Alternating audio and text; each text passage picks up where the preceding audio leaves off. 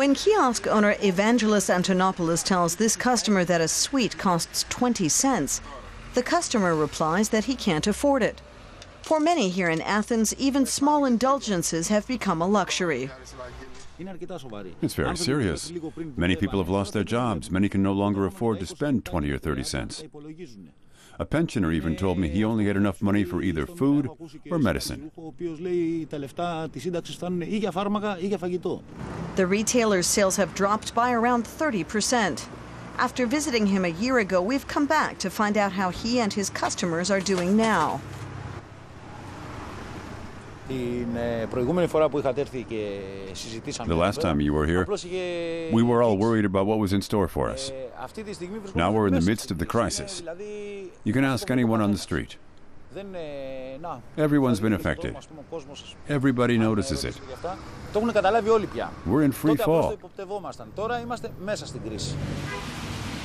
We notice the streets of Athens are less busy than a year ago. One of the main things Greeks are cutting down on is fuel. Outside the city, we meet a pharmaceutical wholesaler we'd talked to before. The government has imposed price cuts on drugs averaging 22%. His earnings have fallen accordingly. Aspirin is a good example. The Bayer company has decided to export less to Greece. That's because it's hardly profitable anymore. Starting in October, instead of the 5.3 million tablets we've been getting, we'll be sent just 2.3 million.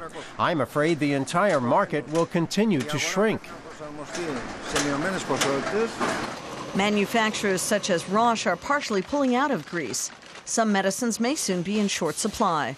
Warehouse workers are worried about keeping their jobs. They speak of anchos, a Greek word for a mixture of stress and fear of the future. Anchos has become part of our daily lives. We all ask ourselves how long we'll have a job and whether our pay will be cut. In addition, we're saddled with much higher prices because of the government's big tax increases. In recent months, Odysseus Mermalos has organized several strikes to protest against the government's austerity program.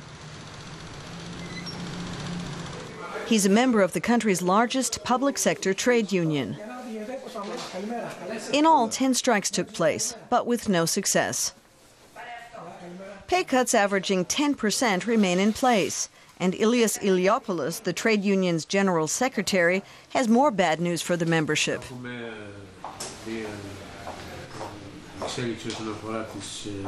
It looks like the government is planning new austerity measures.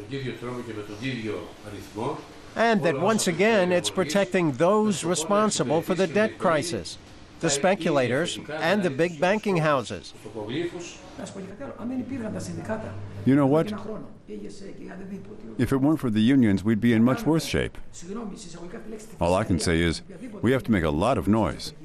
A lot of noise. Because otherwise, we'd already all have a standard pension and a low standard wage. That's the way it is. The next strike is planned for May 11th. The posters have already been printed. Their classical theme of Laokoon and his sons struggling against a deadly serpent is used to represent Greek citizens afflicted by a predatory European Union. We go on to the working-class district of Peristeri. Many people here are fighting just to survive.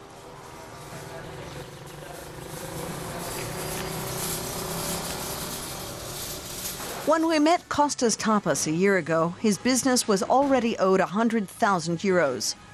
Now that sum has doubled.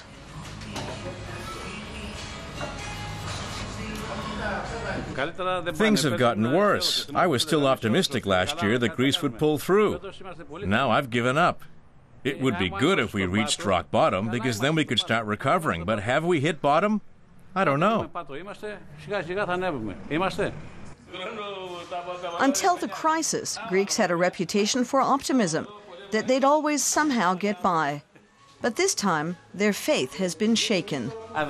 If I weren't retiring in 2 years, I'd have closed up shop long ago and returned to the mountain village I grew up in. His neighbor has already left, as the "To Let" sign makes clear. The crisis has bankrupted a third of all shop owners in Greece.